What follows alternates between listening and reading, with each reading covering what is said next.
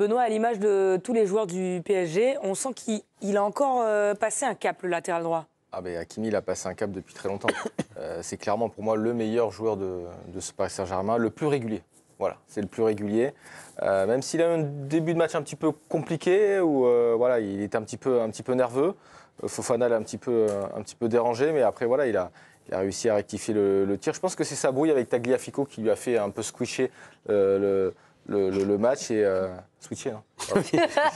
Après, rajoute des lettres. Il y a des couettes aussi. Ouais. Ça marche. Hein. Donc c'est ce qu'il a fait un peu switcher son match. Luis Enrique l'a quand même bien réprimandé sur le bord de la touche.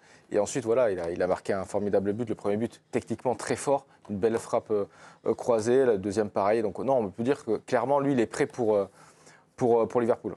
Le double top, c'est Auxerre qui a battu Marseille. Et oui, on l'a presque oublié, mais Auxerre a battu l'OM 3-0 hier, samedi plus tôt. C'est seulement la deuxième fois qu'Auxerre gagne contre l'OM à l'aller et au retour. La GIA qui est la première équipe aussi contre laquelle l'OM encaisse au moins 3 buts à l'aller, comme au retour depuis Lyon en 2019. Et Auxerre qui n'a perdu aucun de ses 10 derniers matchs à domicile. On écoute Christophe Pélissier, extrêmement content de la victoire de ses joueurs contre l'OM à l'aller. Au retour. C'est une très grosse performance parce que on savait que Marseille était revanchard par rapport au match aller et match retour on arrive à les frustrer, c'est ce qu'on voulait. On voulait les frustrer, qu'ils aient le ballon, mais parce qu'en fait quand on regarde bien, il ne se crée pas beaucoup d'occasions. On a été très intelligents pour fermer les espaces, donc non, c'est un très bon match de notre part, oui. J'étais en train de regarder, là, il restait quand même sur beaucoup de matchs sans gagner. Exactement, 10 matchs, je crois. En fait, on a peu parlé, et c'est bien qu'on le fasse aujourd'hui, de la victoire d'Auxerre, qui est incontestable sur ce match-là. On peut dire ce qu'on veut, on peut raconter l'histoire que l'on veut. Marseille a fait un non-match, je trouve, contre Auxerre, et malgré les actions litigieuses pointées du doigt par les Marseillais, bien sûr que le scénario aurait peut-être été différent, mais je trouve que dans le contenu, l'OM n'était pas présent. Et à l'inverse d'Auxerre, qui a fait un super match, qui a très bien abordé tactiquement cette rencontre. Le but de Gaëtan Perrin est incroyable, pied gauche, magnifique en première période. Et Auxerre n'a pas volé sa victoire. Auxerre a mérité de gagner ce match 3-0. Sur l'ensemble des deux matchs, d'ailleurs, aller et retour, l'OM s'est trompé complètement dans la double confrontation. De Zerbi aussi, contre Pélissier, dans cette bataille tactique. Donc bravo à Auxerre. Et je pense que ce genre de victoire, ils sont 10e maintenant au classement, peut permettre 11e, cette équipe-là, à mon avis, franchement, a de la marche pour rester en Ligue 1 en fin de saison. Bravo aux Auxerrois. Elle avait bien démarré cette équipe et puis elle patine un petit peu à la 11e place. Donc c'est une victoire importante pour le maintien, Ludo. Pour Auxerre ? Oui. Moi, je n'ai jamais douté du maintien d'Auxerre. Oui, mais ils sont juste devant Angers, hein. Un point. Franchement, ce qui se passe à Auxerre est plutôt satisfaisant depuis le départ de la saison. On suit d'autant plus que Djibril est là-bas et qui donne un coup de main. Et ça se voit d'ailleurs sur le plan offensif. On voit des gestes incroyables. Moi, je suis aussi parce qu'il y a de l'histoire dans l'histoire. Et tu nommais Perrin, qui est un joueur vraiment esprit club, soldat, et qui est vraiment un joueur qui a pris qui n'a pas toujours été titulaire, mais qui a pris le rôle un peu de Gauthier Hein. Il était important en Ligue 2, il avait du mal à passer ce step Ligue 1. Mais là, voilà, moi j'ai du plaisir à suivre l'équipe de Pélissier. Je me fais aucun souci sur leur maintien cette année de notre Ligue. Le simple flop, c'est Haraldsson du côté de Lille. Simple top. Exactement, qui a marqué un doublé, Haraldsson, dans la victoire de Lille face à Monaco. C'est son premier doublé en Ligue 1 pour Haraldsson. Et avec 6 buts, toutes compétitions confondues, il a déjà battu son record de réalisation sur une seule saison. C'était 5 avec Copenhague, son ancien club. Son entraîneur, Bruno Genesio, a parlé de lui. Il trouve que Haraldsson est en grand progrès. Il acquiert, je trouve, de l'efficacité dans son jeu. Voilà, c'était déjà un très bon joueur l'année dernière. Je pense qu'il franchit un palier cette année parce qu'il est décisif, que ce soit sur les passes ou sur les buts. Je ne sais plus combien de buts il a marqué depuis le début de saison en championnat, mais ça commence à être intéressant pour un milieu de terrain offensif, même s'il est aussi capable de jouer dans la défense, on l'a vu en début de saison. Donc il est sur une bonne progression, c'est un joueur qui est encore un jeune joueur, mais qui progresse et qui nous fait beaucoup de bien. Bon, Ludo, je me tourne vers toi, hein. C'est toi le Lillois.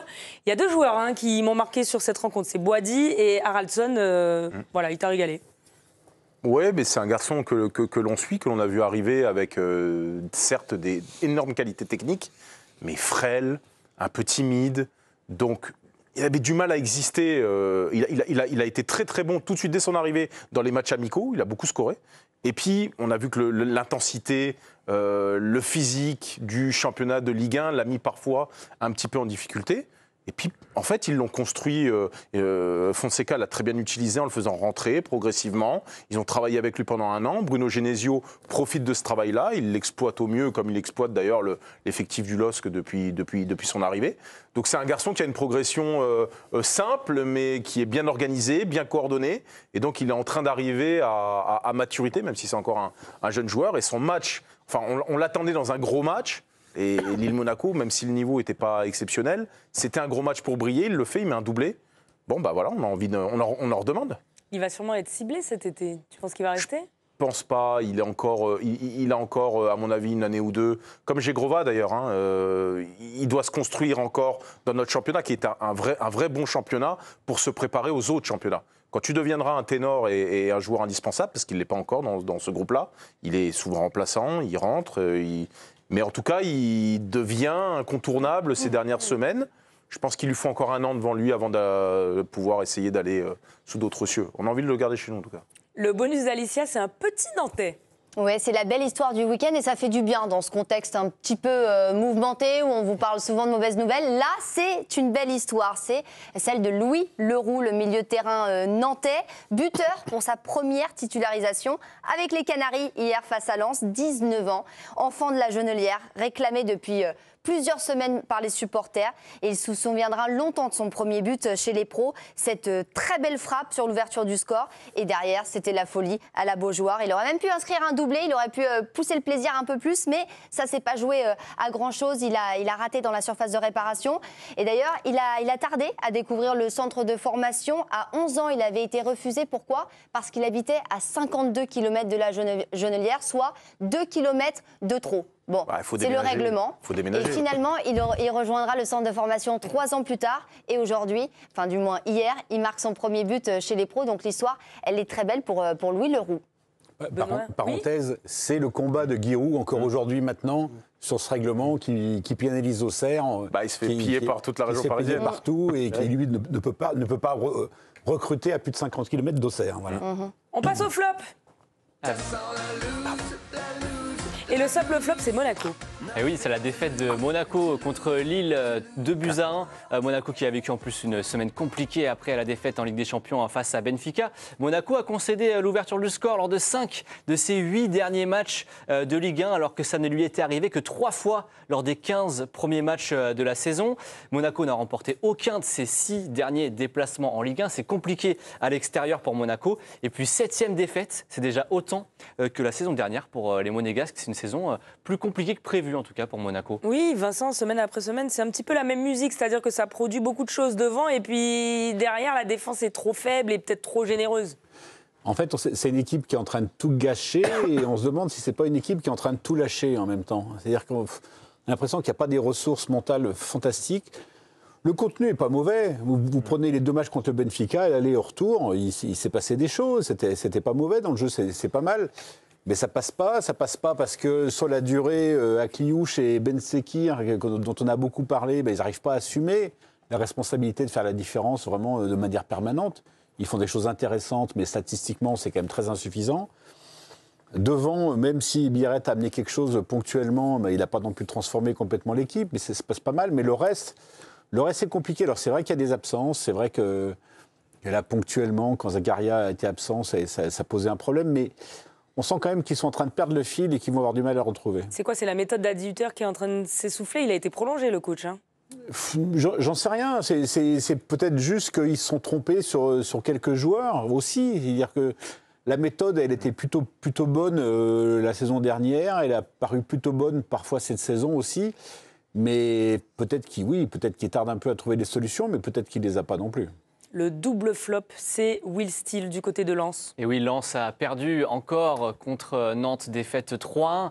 Hier, Will Steele, c'est la 3e défaite de suite pour Lens. C'est une mauvaise série, la première fois dans l'élite depuis août-septembre 2023 qu'il y a 3 défaites d'affilée. Sur l'année civile, Lens est 13e avec seulement 9 points en 8 rencontres. En conférence de presse, les journalistes ont demandé à Will Steele s'il était toujours l'homme de la situation à Lens.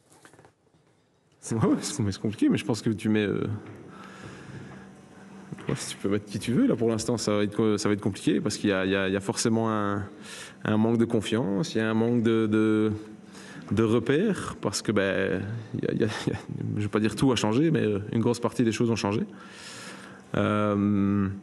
Mais je sais qu'on est jugé sur le très court terme, je sais que je suis jugé sur ce que je fais maintenant.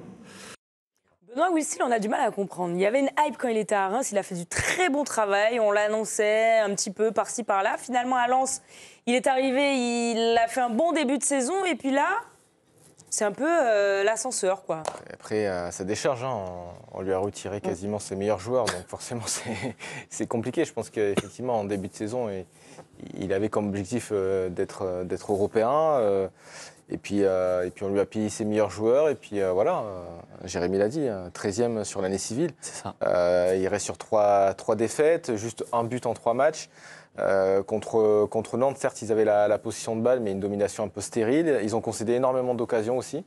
Donc oui, je pense que ça va être une toute autre fin de saison pour Lens, clairement. Après, il y a quand même quelques joueurs de talent qui jouent moins. Je pense à Fulgini, par exemple. Hein. C'est un nom qui me vient comme ça.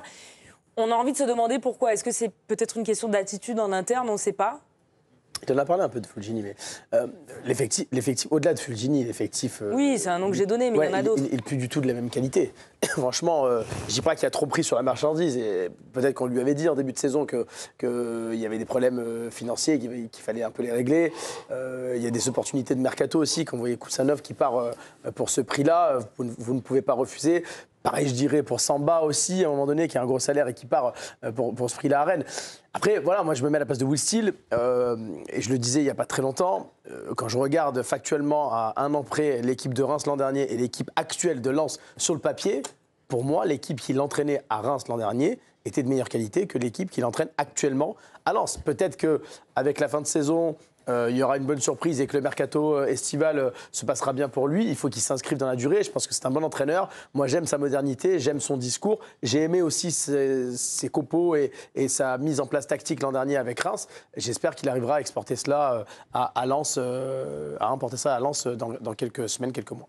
On termine par le triple flop, c'est Didier Digard à la tête du Havre. Et oui, le Havre qui a encore perdu, défaite 4-1 contre Toulouse, c'était hier. Le Havre qui a encaissé 4 buts dans un match à domicile pour la 3e fois en Ligue 1 cette saison. Il n'y a aucune équipe qui fait pire en Ligue 1. Le Havre a perdu chacun de ses 7 derniers matchs à domicile en Ligue 1, la pire saison de son histoire. La moyenne de points par match, elle n'est que de 0,74 en Ligue 1 cette saison. Didier Digard qui a été chahuté par les supporters. Il a été interrogé par rapport à sa situation compliquée. Moi, j'en pense rien. Très sincèrement, j'en pense rien. Ils peuvent chanter, ils peuvent faire ce qu'ils veulent. J'ai aucun souci avec ça. Ils ont le droit d'avoir un avis. Moi, ce qui est important, c'est l'avis de mon groupe et des gens avec qui je travaille au quotidien. S'ils jugent qu'il faut changer, ben on changera, il n'y a aucun souci. Mais en tout cas, moi, j'abandonnerai pas ce groupe. Ça sent la fin pour Didier Digard. Ça sent pas le redressement parce que c'est quand même un peu maladroit. Évidemment, avec un peu plus d'expérience ou un peu plus de rondeur, il aurait dit mais je comprends, je me mets à leur place, je sais tout ce qu'ils sacrifient, ils ont le droit de critiquer, nous, mais on fait le maximum, etc. Bon, on ne sait pas ce qu'il dit, il les envoie un peu bouler.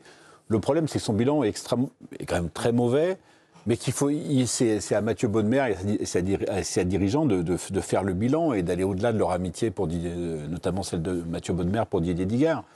Est-ce que c'est les joueurs qui ne sont vraiment pas au niveau, auquel cas il n'y a pas de solution, ou est-ce qu'il y a mieux à faire ? Moi, franchement, pour le peu que je vois jouer le Havre, parce qu'il faut être honnête, je ne regarde pas tous les matchs en intégralité de Le Havre chaque semaine, je trouve qu'il n'y a pas grand-chose quand même dans l'équipe. Pour dire ce qu'il y a, il n'y a pas beaucoup de ressources, il n'y a pas beaucoup de matchs où on se dit « ah vraiment, c'est mal payé ». Où il y a plutôt des matchs où on se dit « franchement, c'est limité ». Donc il n'y a peut-être pas d'autre solution, et c'est peut-être la logique, et peut-être que Digard n'y peut rien. Mais là, compte tenu de la défiance populaire, il va être sous pression, oui.